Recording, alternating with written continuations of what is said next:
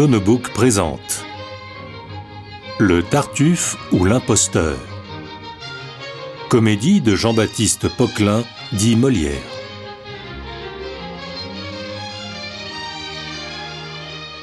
Personnages: Madame Pernelle, mère d'Orgon. Orgon, mari d'Elmire. Elmire, femme d'Orgon. Damis, fils d'Orgon. Marianne, fille d'Orgon et amante de Valère. Valère, amant de Marianne. Cléante, beau-frère d'Orgon. Tartuffe, faux dévot. Dorine, suivante de Marianne. Monsieur Loyal, sergent. Un exempt. Flipotte, servante de Madame Pernelle. La scène est à Paris. Acte 1, scène première. Madame Pernelle et Flipotte, sa servante, Elmire, Marianne, Dorine, Damis, Cléante. Madame Pernelle. Allons, Flipotte, allons, que d'eux je me délivre. Elmire. Vous marchez d'un tel pas qu'on a peine à vous suivre. Laissez, ma bru, laissez, ne venez pas plus loin, ce sont toutes façons dont je n'ai pas besoin. De ce que l'on vous doit, envers vous on s'acquitte, mais ma mère, d'où vient que vous sortez si vite? C'est que je ne puis voir tout ce ménage-ci, et que de me complaire on ne prend nul souci. Oui, je sors de chez vous fort mal édifié, dans toutes mes leçons j'y suis contrarié. On n'y respecte rien, chacun y parle haut, et c'est tout justement la cour du roi Pétot. Dorine. Si vous êtes, mamie, une fille suivante, un peu trop forte en gueule et fort impertinente, vous vous mêlez surtout de dire votre avis. Damis. Mais vous êtes un sot en 3 lettres, mon fils, c'est moi qui vous le dis, qui suis votre grand-mère. Et j'ai prédit 100 fois à mon fils, votre père, que vous preniez tout l'air d'un méchant garnement et ne lui donneriez jamais que du tourment. Marianne. Je crois, mon Dieu, sa sœur, vous faites la discrète, et vous n'y touchez pas tant vous semblez doucette. Mais il n'est, comme on dit, pire eau que l'eau qui dort, et vous menez sous chape un train que je hais fort. Mais ma mère, ma bru, qu'il ne vous en déplaise, votre conduite en tout est tout à fait mauvaise. Vous devriez leur mettre un bon exemple aux yeux, et leur défunte mère en usait beaucoup mieux. Vous êtes dépensière, et cet état me blesse, que vous alliez vêtue ainsi qu'une princesse. Quiconque à son mari veut plaire seulement, ma bru n'a pas besoin de tant d'ajustements. Cléante. Mais madame, après tout, pour vous, monsieur son frère, je vous estime fort, vous aime et vous révère, mais enfin, si j'étais de mon fils son époux, je vous prierais bien fort de n'entrer point chez nous. Sans cesse vous prêchez des maximes de vivre qui par d'honnêtes gens ne se doivent point suivre. Je vous parle un peu franc, mais c'est là mon humeur, et je ne mâche point ce que j'ai sur le cœur. Votre monsieur Tartuffe est bien heureux sans doute. C'est un homme de bien qu'il faut que l'on écoute.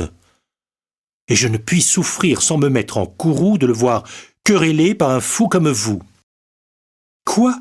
Je souffrirais, moi, qu'un cagot de critique vienne usurper séant un pouvoir tyrannique, et que nous ne puissions à rien nous divertir si ce beau monsieur-là n'y daigne consentir? Dorine. S'il le faut écouter, et à croire ses maximes, on ne peut rien faire qu'on ne fasse des crimes, car il contrôle tout, ce critique zélé. Et tout ce qu'il contrôle est fort bien contrôlé. C'est au chemin du ciel qu'il prétend vous conduire, et, mon fils, à l'aimer, vous devrez tous induire.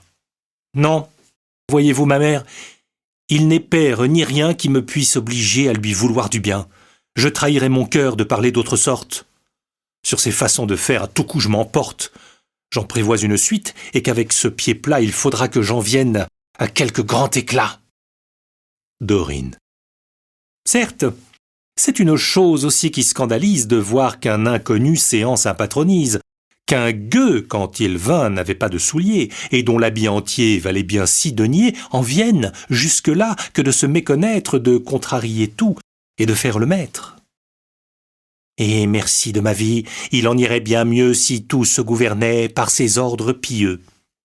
Il passe pour un saint dans votre fantaisie. Tout son fait, croyez-moi, n'est rien qu'hypocrisie.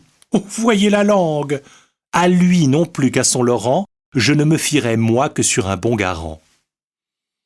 J'ignore ce qu'au fond le serviteur peut être, mais pour homme de bien je garantis le maître. Vous ne lui voulez mal et ne le rebutez qu'à cause qu'il vous dit à tous vos vérités. C'est contre le péché que son cœur se courrouce, et l'intérêt du ciel est tout ce qui le pousse. Oui, mais pourquoi surtout depuis un certain temps ne saurait-il souffrir qu'aucun hante-séant? En quoi blesse le ciel une visite honnête pour en faire un vacarme à nous rompre la tête? Veut-on que là-dessus je m'explique entre nous? Je crois que de madame, il est, ma foi, jaloux. Taisez-vous et songez aux choses que vous dites. Ce n'est pas lui tout seul qui blâme ces visites. Tout ce tracas qui suit les gens que vous hantez, ces carrosses sans cesse à la porte plantée, et de tant de laquais le bruyant assemblage, font un fâcheux éclat dans tout le voisinage. Je veux croire qu'au fond il ne se passe rien, mais enfin, on en parle. Et cela n'est pas bien. Et voulez-vous, madame, empêcher qu'on ne cause? Ce serait dans la vie une fâcheuse chose si pour les sots discours où l'on peut être mis, il fallait renoncer à ses meilleurs amis. Et quand même on pourrait se résoudre à le faire. Croiriez-vous obliger tout le monde à se taire? Contre la médisance, il n'est point de rempart. À tous les sots caquets, n'ayons donc nul égard, efforçons-nous de vivre avec toute innocence et laissons aux causeurs une pleine licence. Daphné, notre voisine, et son petit époux, ne seraient-ils point ceux qui parlent mal de nous?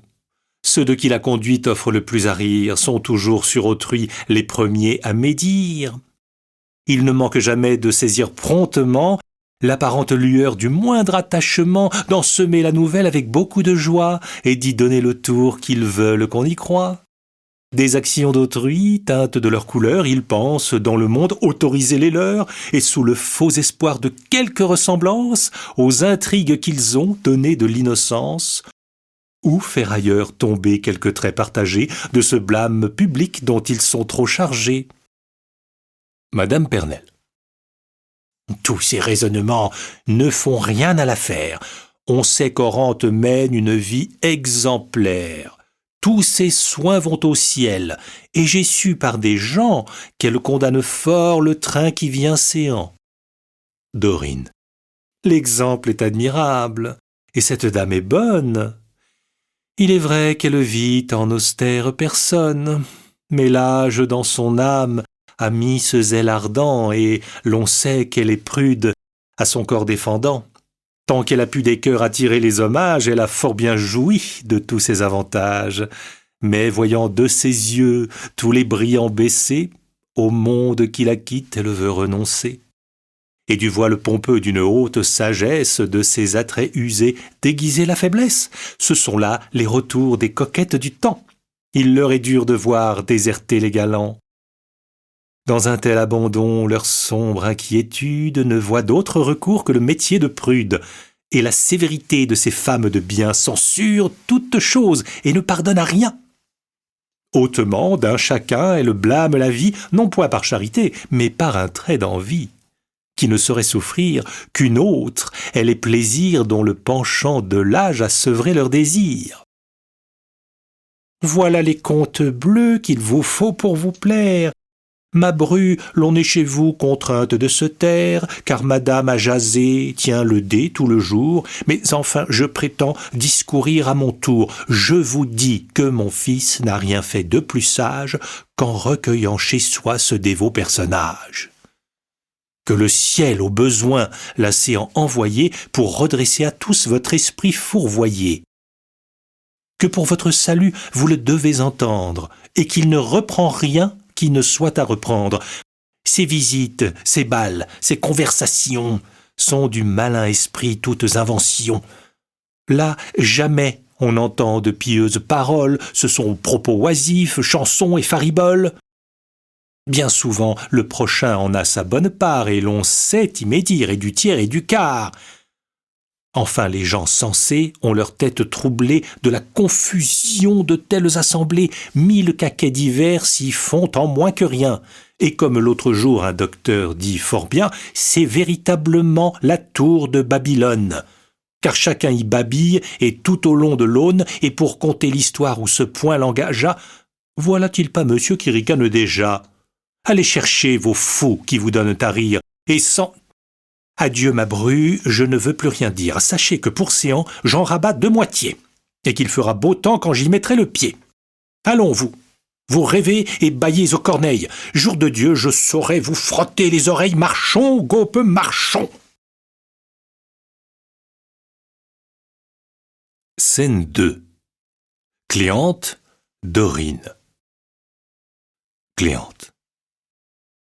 Je n'y veux point aller, de peur qu'elle ne vînt encore me quereller, que cette bonne femme... Dorine. Ah, certes, c'est dommage qu'elle ne vous ouït tenir un tel langage. Elle vous dirait bien qu'elle vous trouve bon et qu'elle n'ait point d'âge à lui donner ce nom. Comme elle s'est pour rien contre nous échauffée, et que de son tartuffe elle paraît coiffée. Oh, vraiment, tout cela n'est rien au prix du fils. Et si vous l'aviez vu, vous diriez c'est bien pis. Nos troubles l'avaient mis sur le pied d'homme sage, et pour servir son prince, il montra du courage, mais il est devenu comme un homme hébété depuis que de Tartuffe on le voit entêté. Il l'appelle son frère, et l'aime dans son âme 100 fois plus qu'il ne fait mère, fils, fille et femme. C'est de tous ses secrets l'unique confident, et de ses actions le directeur prudent. Il le choit, il l'embrasse, et pour une maîtresse on ne saurait, je pense, avoir plus de tendresse.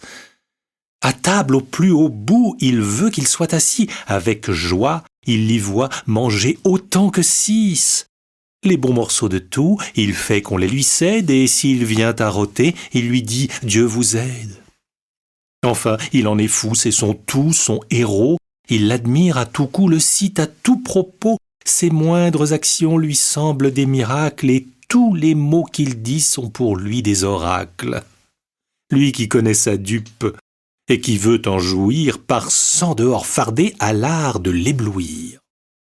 Son cagotisme en tire à toute heure des sommes, et prend droit de gloser sur tous tant que nous sommes. Il n'est pas jusqu'au fat qui lui sert de garçon, qui ne se mêle aussi de nous faire la leçon. Il vient nous sermonner, avec ses yeux farouches, et jeter nos rubans, notre rouge et nos mouches.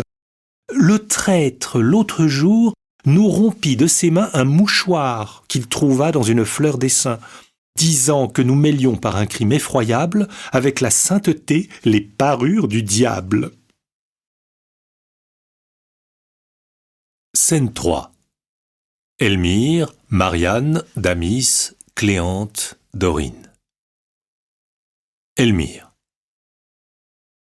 Vous êtes bien heureux de n'être point venu au discours qu'à la porte elle ne nous a tenus. Mais j'ai vu mon mari, comme il ne m'a point vu, je veux aller là-haut attendre sa venue. Cléante. Nous espérons que vous avez apprécié cet aperçu. Pour continuer à écouter ce livre audio sur Google Play Livres, utilisez le lien dans la description de la vidéo.